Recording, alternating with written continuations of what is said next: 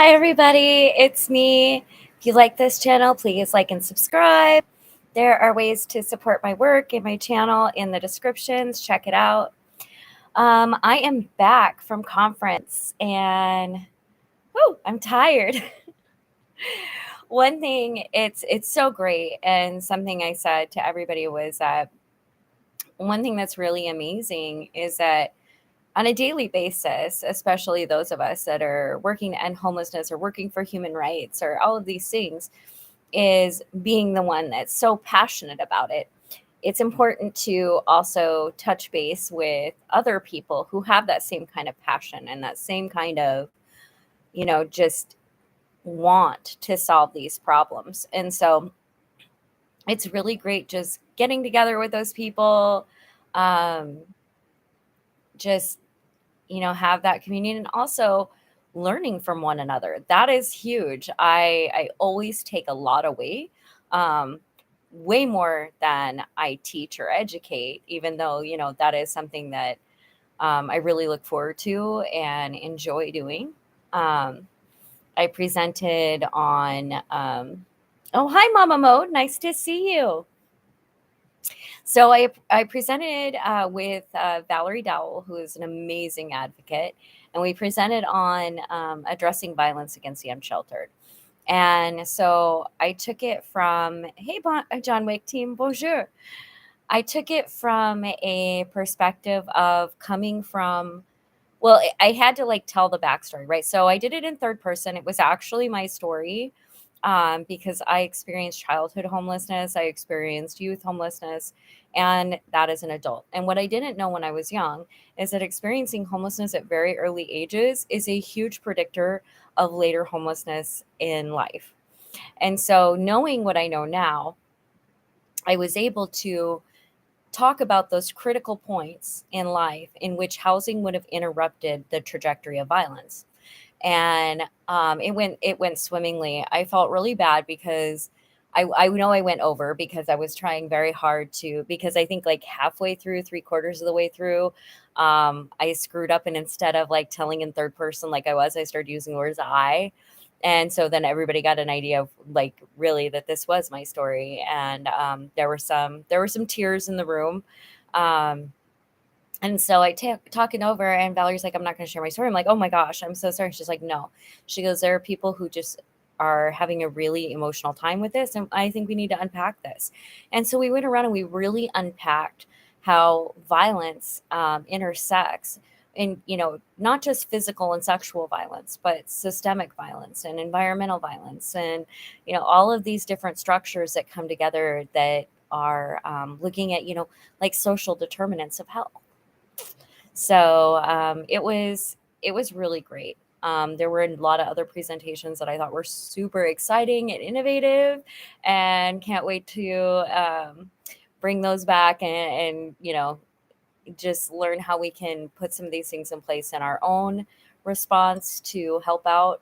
Um, Matayek, he's at the grocery store right now. Hello, happy shopping. Mama Mo, Noodles a set of friends for the night. Tell her you're coming on. Great to tell Noodles hi. And it is glad I am so glad you all could be here.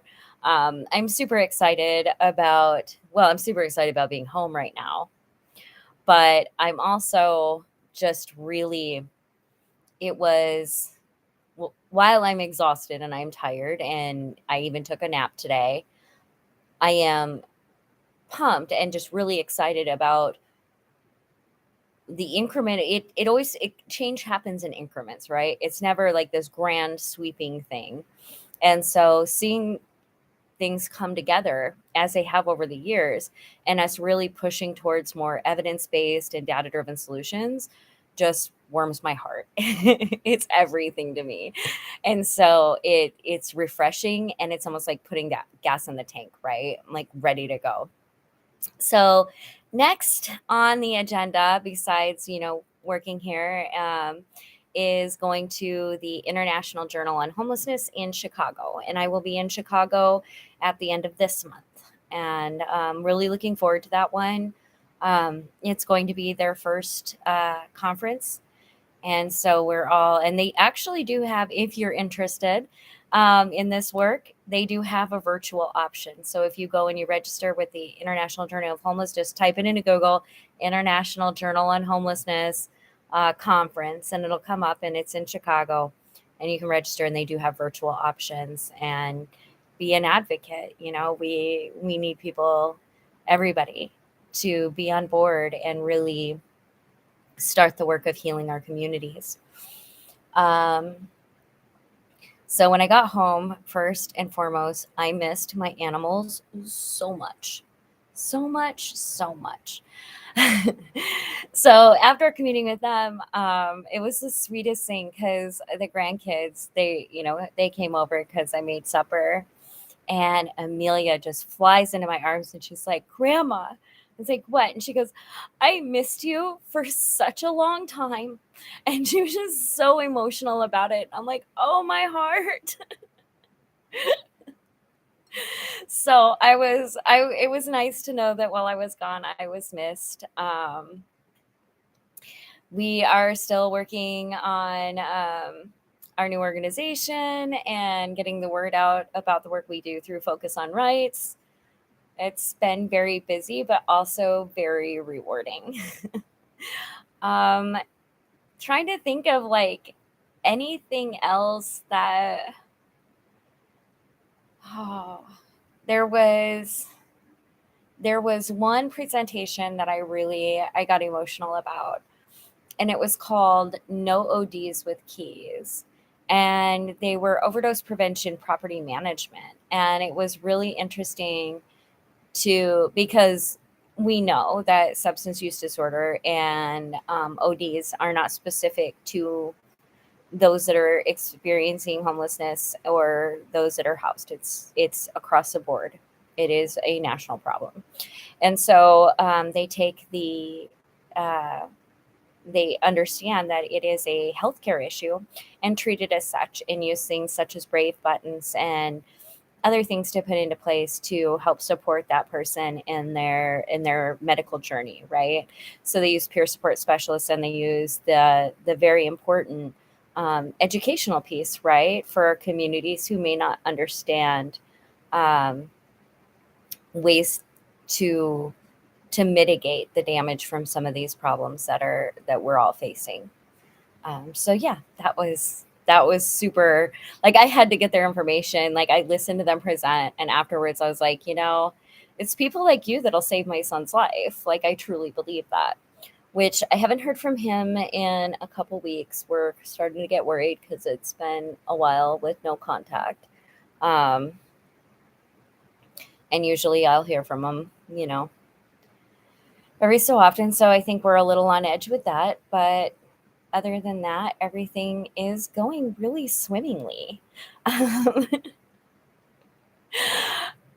The one thing that has been rolling through my mind lately, and it's something that I'm working on and thinking through, is how to connect with people in ways that aren't trauma centered or trauma based.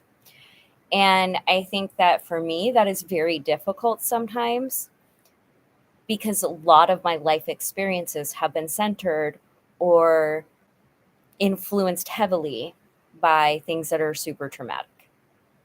And so my question to myself was, how are you relating to people that on a level that isn't based in trauma or trauma centered or any of that? And the truth is, I don't very often. And it's going to be a journey figuring that out. I think that for so long, trauma bonding has been, a way of life for me and many, many people I know. So it's good, I think, for me to think out of the box and think about ways in which I'm engaging and interacting with people where something horrifying or traumatic isn't being brought up. And so I'm going to have to figure that one out.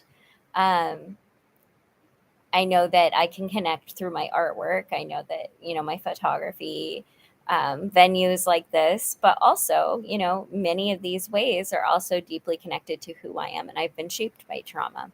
So, but there are people in this world that have not had that, and they are important to me, and I want our message to resonate with them as well. And I don't think that you have to have experienced significant trauma to understand the the impact that can have on one's life trajectory and health. And so I really want to engage people more, in a way that's not centered on that. And I'm not sure how to do that. I'll be real honest. Like it was a thought experiment for me, and I have not worked my way through it yet. So if anybody has little tips or tricks, that would be great.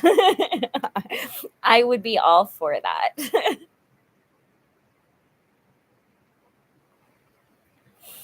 So I really just don't have tons to talk about. Really, I got home and just like planted my butt and have been, just processing the things that I learned, dissecting it, doing some self reflection as well about, um, my behaviors usually. And if you're new to this channel, um, I am a brain injury survivor. So I have to be extremely self reflective because sometimes the behaviors that I have that, you know, are very difficult to deal with, such as being extremely interrupty. I interrupt conversations and people a lot. And I noticed myself doing that, a couple of times while I was feeling kind of overstimulated. And so I have to go back and just, reflect upon that, ask myself, what was the harm done? Did I harm somebody when I did that? If so, can I make amends to them? Or what can I learn, ways to combat that for next time? And so every time after these is like a whole thought process for me of just, yeah, processing. So how was everybody else's week? Not seeing many comments.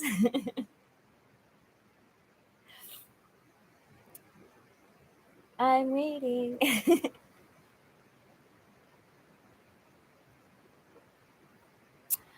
Well, it doesn't look like anybody's really talkative, but that's totally okay. I appreciate you guys being here with me. It's always just wonderful to come on here and chat and catch you up and, you know, just be together, right? Just be in the same time. Don, my boss is close to me. Get that. All right, everybody. I hope you have a wonderful evening, and I hope the rest of your week is grand. And I'm hoping to come back on here and just share some more about how things are going. Everyone needs validation. Words get us there from others. Oh, hey, Seattle Judy, you're wonderful. Hey, it's nice to see you on here. And I agree, everyone does need validation. It's important. It is very important. So anyhow, guys, I'm going to take off now, and you guys all have a wonderful week and hope to see you soon. Bye.